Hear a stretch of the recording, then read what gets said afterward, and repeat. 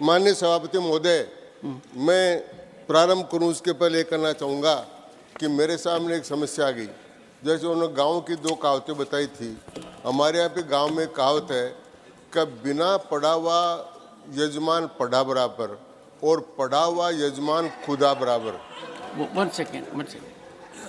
घनश्याम तिवारी जी सही बात नहीं बता रहे हैं। वो रणदीप सिंह सुरजेवाला और मेरा ख्याल रख रहे हैं। कहावत है, अनपढ़ जाट पढ़े बराबर और पढ़ा लिखा जाट खुदा बराबर। ये बात कई सैकड़ों सालों पहले की है तिवारी जी। हालात बदल गए हैं। ये लागू हो रही है। तो सभापति professor, this is known as expression of pent of feeling. ये सभापति महोदय, तिवारी जी पर इस बात का ध्यान रखिए, ये कहावत बहुत पुरानी है, पानी बहुत बह चुका है। अब आप और हमें कोई ज्यादा फर्क नहीं है।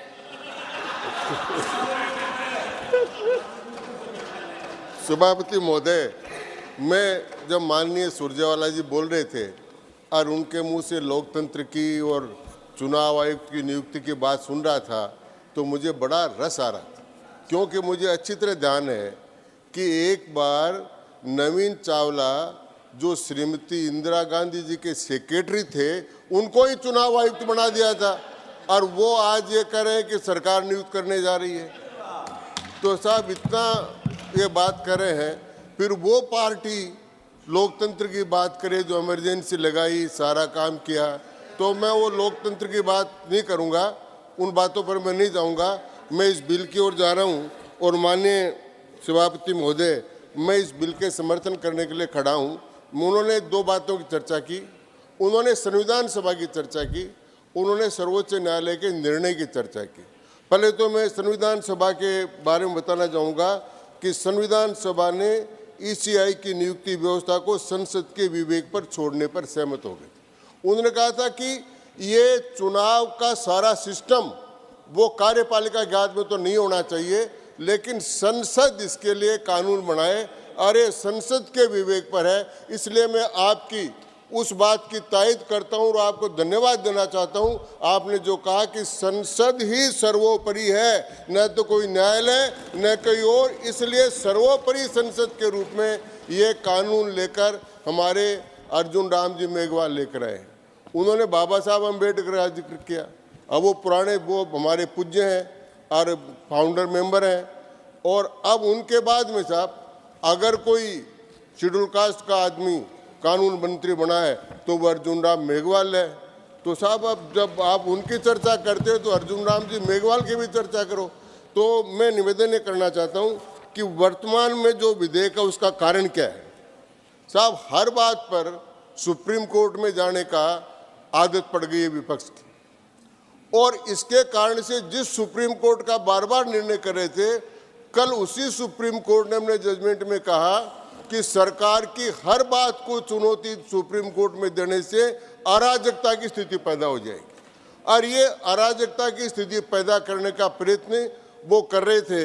मैं आपसे निवेदन करना चाहूँगा कि जब ये कानून बनाने की आवश्यकता क्यों पड़ी, जब बरनाला अजीत के केस के अंदर सुप्रीम कोर्ट में गए, सुप्रीम कोर्ट ने 3 लोगों की समिति बना दी कि भारत का प्रधानमंत्री, प्रतिपक्ष के नेता और सुप्रीम कोर्ट के चीफ जस्टिस ये मिलकर तय करेंगे जब तक कानून नहीं बन जाता। तो उस परिप्रेक्ष्य में कानून बनाने के लिए ये कानून लेकर हमारे विधि मंत्री जी आज यहाँ पर आए हैं, इसलिए मैं विधि मंत्री जी का स्वागत करता हूँ। दूसरी बात ये कहना चाहता हूँ कि इस कानून में क्या है सभापति महोदय, इस कानून में चयन समिति की संरचना की व्यवस्था की गई कि चयन समिति कैसी होगी, उसकी संरचना की व्यवस्था की गई है। चुनाव समिति में, चयन समिति में कौन लोग शामिल होंगे इस बात की व्याख्या की गई है। अध्यक्ष के रूप में प्रधानमंत्री रहेंगे, सदस्य के रूप में लोकसभा में विपक्ष का नेता होगा, और साहब इसमें और भी इनके लिए बहुत रियायत दी गई है। आगे चलकर इसमें कहा गया है कि विपक्ष के नेता, जितनी विपक्ष का मान्यता प्राप्त दल नेता नहीं हो संख्या, तो उससे भी कम संख्या हो और सबसे बड़ी पार्टी का नेता हो, उसको भी उसमें शामिल कर लिया जाएगा।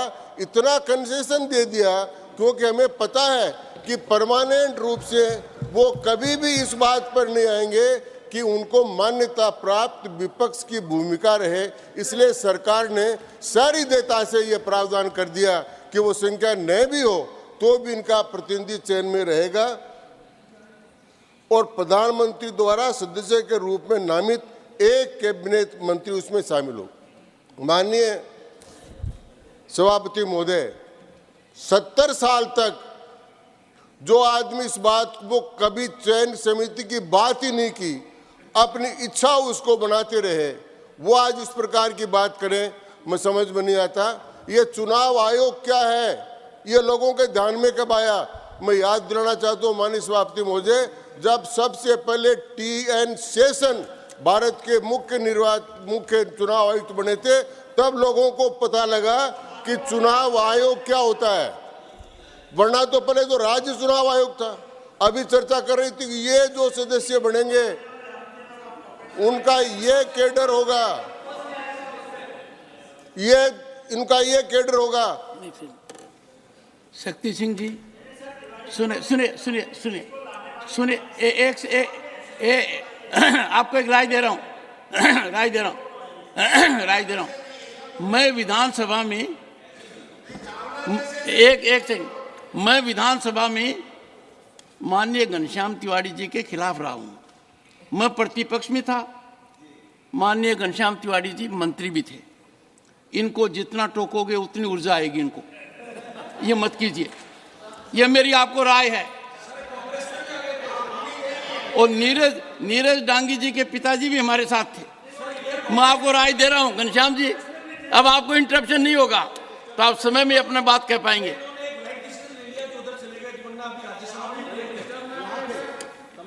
डांगी साहब तो मेरे पड़ोस में रहते हैं साहब, जयपुर में मेरे पड़ोस में ही रहते हैं डांगी साहब। और मैं निवेदन कर रहा था कि ये चर्चा कर रहे थे कि ये जो जिन लोगों का कैडर बनाया है, जो चुनाव आयुक्त बनेंगे या मुख्य चुनाव आयुक्त बनेंगे, इनमें से कभी कोई पंचायत का चुनाव लड़ा हुआ आदमी नहीं होगा। ये माननीय सुरजेवाला ने कहा। माननीय सुरजेवाला जी, जिला निर्वाचन अधिकारी डिस्ट्रिक्ट कलेक्टर होता है, मजिस्ट्रेट होता है, वो कब चुनाव लड़ा हुआ होता है? विधानसभा का चुनाव का अधिकारी SDM होता है, वो चुनाव कब लड़ा हुआ होता है? एक भी आदमी चुनाव लड़ा हुआ नहीं होता। और चुनाव लड़े हुए आदमी को बनाते तो फिर चुनाव आयोग ही नहीं होता। इसलिए सबसे बढ़िया व्यवस्था ये की गई है। आज ये बात आप जब करते हैं उस समय कुछ बात करनी चाहिए थी, वो तो नहीं की। मुख्य बात जो आपको करनी थी वो ये करनी थी कि भारतीय लोकतंत्र में और इसमें समस्या क्या है। इस समय जो सबसे बड़ी समस्या है वो है प्रजातांत्रिक पारिवारिक सामंतवाद। गोस्वामी समिति की सिफारिश करी, उसकी बात करी, उस पर बोल रहे थे, लेकिन सबसे बड़ी समस्या आज भारतीय लोकतंत्र के सामने है पारिवारिक प्रजातांत्रिक सामंतवाद। और वो जो कह रहे थे कि ये ईडी का नाम नहीं लेते, इंडिया जो बोल रहे थे, ये इंडिया इसके खिलाफ खड़ा होगा। ये इंडिया पारिवारिक प्रजातांत्रिक सामंतशाही प्रवृत्तियों का प्रतिनिधित्व करता है। एक भी मैं आज बताना चाहता हूं, यहां पर 7 लोग एक परिवार के मेंबर और मंत्री हैं। वो है प्रजातंत्र लोकतंत्र के लिए खतरा। उस लोकतंत्र की बात नहीं करते। चुनाव आयोग की जो व्यवस्था की गई है सभापति महोदय, ये निष्पक्षता के लिए की गई और केवल सुप्रीम कोर्ट का निर्णय और सुप्रीम कोर्ट के निर्णय के आधार पर नहीं की गई। सुप्रीम कोर्ट का निर्णय डायरेक्शन है, लेकिन एक व्यवस्था करनी थी कि 1991 के कानून में इस प्रकार की कोई व्यवस्था नहीं थी। 324 के अंतर्गत और 191 कानून की व्यवस्था के नहीं होने के कारण से ये एक व्यवस्था की गई। और ये व्यवस्था उन व्यवस्थाओं से बेहतर है जो व्यवस्था आप लोग public service commission, union public service commission में जो नियुक्तियां होती है, वो नियुक्तियां कैसे होती है, उनसे बेहतर स्थिति की इसमें व्यवस्था की गई है। अनुसूचित जाति आयोग, उससे बेहतर समिति की व्यवस्था की गई है। राष्ट्रीय पिछड़ा वर्ग आयोग, उससे बढ़िया व्यवस्था की गई है। राष्ट्रीय अनुसूचित जनजाति आयोग, उससे बढ़िया व्यवस्था की गई है। और अन्य निकायों में जो नियुक्तियां होती है उससे भी बढ़िया और व्यापक व्यवस्था की गई है कि उनमें तो प्रतिपक्ष का नेता होता ही नहीं है। तो वो सारे जब संवैधानिक रूप से ठीक ढंग से काम कर रहे हैं तो फिर ये नियुक्तियां और ये आयोग ठीक ढंग से काम क्यों नहीं करेगा। माननीय उपसभापति महोदय, मैं निवेदन करना चाहता हूं कि भारत की दो चीजों का अध्ययन करने के लिए दुनिया भर से लोग आते। पहला है भारत का चुनाव।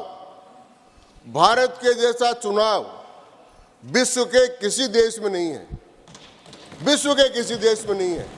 आज आचार संहिता लगने से पहले जो चीफ सेक्रेटरी और सेक्रेटरी मुख्यमंत्री और मंत्रियों के साथ थे, जिस दिन आचार संहिता लगती है वे चुनाव आयोग के अधीन हो जाते हैं और चुनाव का अधीन होकर निष्पक्ष रूप से काम करते हैं।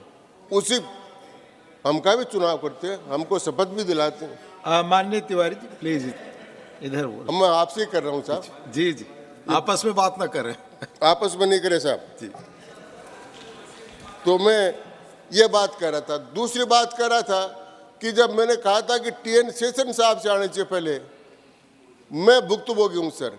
मैं 1972 से इन चुनावों से जुड़ा हुआ हूँ, स्वतंत्र से चुनाव लड़ रहा हूँ, लड़ा रहा हूँ और अब तक यहाँ पर पहुँचा हूँ। मैंने देखा है कि जब चुनाव होते थे तो सरकार की चलती थी, तब चुनाव के पहले दिन तक ट्रांसफर के लेटर कांग्रेस के नेता लेकर आते थे। वोट दो, ये ट्रांसफर का लेटर लो, वोट दो, ये ट्रांसफर का लेटर लो, तब तक काम करते थे। ये तो आचार संहिता क्या होती है तब पता लगा। और जब टीएन शेषन ने इतना काम किया तो उन्होंने देखा ये तो बहुत खतरनाक काम है, तो उसकी संख्या बढ़ा दी, तो 2 कर दिए, अब 3 हो गए हैं। तो जजमेंट के आधार पर निर्णय होगा। तो ये चुनाव आयोग की प्रक्रिया को ठीक करने के लिए हम इस प्रकार का काम कर रहे हैं, लेकिन चुनाव सुधारों की बहुत बड़ी आवश्यकता है समाप्त। अभी गोस्वामी समिति की सिफारिश की बात की, प्रकाशवीर समिति की सिफारिश भी आई हुई थी। उन चुनाव सुधारों के बारे में कुछ नहीं किया गया। अगर किया गया है तो माननीय प्रधानमंत्री नरेंद्र मोदी के द्वारा किया गया है। 1951 में इन्होंने कानून बनाया और खुद नियुक्तियां कर देते थे। तो कमेटी भी नहीं थी, तब तो सर्च भी नहीं था, तब तो रिसर्च भी नहीं था, ये बना देते थे, ये कर लेते थे। लेकिन अब जब ये कमेटियां बनने लगी और जब विपक्ष में बैठे और जब इसका थोड़ा टेस्ट आने लगा तो अब इनके दिमाग में इस प्रकार की तकलीफ हो गई। इसलिए इस प्रकार का काम ये बार बार करते हैं। अगर आपको चुनाव सुधार करना है तो चुनाव में धन का जो प्रयोग है उस धन के प्रयोग को कम करना पड़ेगा। आपको मौका मिलेगा झा जी प्लीज। अच्छा चलिए। तो चुनाव सुधार के लिए पैसे का, अब पैसा कहां से आएगा साहब? पैसा आता है चुनाव में ब्लैक मनी का, और ब्लैक मनी जब पकड़ी जाती है तो समस्या होती है। तो कहीं 58 करोड़ पकड़े जाते हैं बंगाल में, तो कभी 350 करोड़ पकड़े जाते हैं। तो ये सारा का सारा पैसा लोकसभा चुनाव के लिए इकट्ठा किया था। लेकिन इस बार चुनाव आयोग ने इन 5 राज्यों के चुनाव में ऐसी व्यवस्था की कि आज तक जितना पैसा नहीं पकड़ा गया उतना करोड़ों रुपए का पैसा इस चुनाव के आचार संहिता के काल में पकड़ा गया। ये इतनी शुद्धता, इतनी शुचिता, इतनी पवित्रता हमने इस चुनाव की कायम की। तो एक तो मैं करना चाहता हूँ। दूसरा, सभापति महोदय, हमारी तरफ से आप बता दें कि पार्टियों के अंदर आंतरिक लोकतंत्र जब तक नहीं होगा, जब तक सुधार लागू नहीं होगा। हमारे यहाँ तो आंतरिक लोकतंत्र है। अटल जी से लेकर, आडवाणी जी से लेकर, मुरली मनोहर से लेकर, वेंकैया जी से लेकर, अमित शाह जी से लेकर, हिंदुस्तान के सारे प्रांतों से लोग आए। प्लीज आप बैठ जाएं प्लीज। हाँ आप बोले। और राजनाथ सिंह जी से लेकर सारे प्रांतों के लोग आए और एक सामान्य कार्यकर्ता भारतीय जनता पार्टी के अध्यक्ष पद तक पहुंच गया। लेकिन उधर जो पारिवारिक प्रजातांत्रिक सामंतवादी पार्टियां हैं, उनकी क्या हालत है साहब? कोई बन भी जाए तो चलता उनके कहने से है। तो मैं समझता हूं कि जब तक ये टिकट वितरण की व्यवस्था परिवारवादी को के हाथ में रहेगी, तब तक ये व्यवस्था ठीक नहीं हो सकती। इसलिए चुनाव की व्यवस्था को और ठीक करने के लिए पार्टियों के आंतरिक लोकतंत्र को, मंत्री महोदय, पार्टियों के आंतरिक लोकतंत्र को सुधारने की बात भी होनी चाहिए। मैं माननीय सभापति महोदय के इस मत से पूर्ण सहमत हूं कि कानून बनाने का अधिकार पूर्णतः संसद का है। सुप्रीम कोर्ट कोई कानून बनाने का आदेश नहीं दे सकती, वो निर्देश कर सकती है, और जो सुप्रीम कोर्ट ने लिखा है वही कानून में आए ये जरूरी नहीं है। कानून को हम लोकतंत्र की भावनाओं के अनुसार और जनोपयोगी बनाने का काम इस संसद को करना है, और वो काम हम कर रहे हैं। इसलिए सभापति महोदय, मैं आपसे एक निवेदन करना चाहता हूं कि इस कानून में 4 बातें प्रमुख रूप से हैं। पहला, आप प्रक्रिया पार्टी ने जो समय दिया था वो खत्म हो चुका है। आप बोले अपनी पार्टी का समय लेंगे। नहीं, मैं समाप्ति कर रहा हूं माननीय सभापति महोदय। तो मैं तो इतना ही निवेदन कर रहा हूं कि वो दल जिन्होंने लोकतंत्र का गला घोटा, वो दल जिन्होंने आपातकाल लगाया, जिन्होंने अपने सचिव को मुख्य चुनाव आयुक्त बनाया, उनके मुंह से ये सारी बातें शोभा नहीं देती। भारतीय जनता पार्टी आंतरिक लोकतंत्र की पार्टी है और देश के लोकतंत्र को भी पवित्र रखने के लिए यह विधेयक लेकर आई है। इसलिए मैं इस विधेयक का पूरा समर्थन करता हूं। धन्यवाद। धन्यवाद माननीय श्री घनश्याम तिवारी जी। नाउ ऑनरेबल श्री जवाहर सरकार जी, 18 मिनट्स।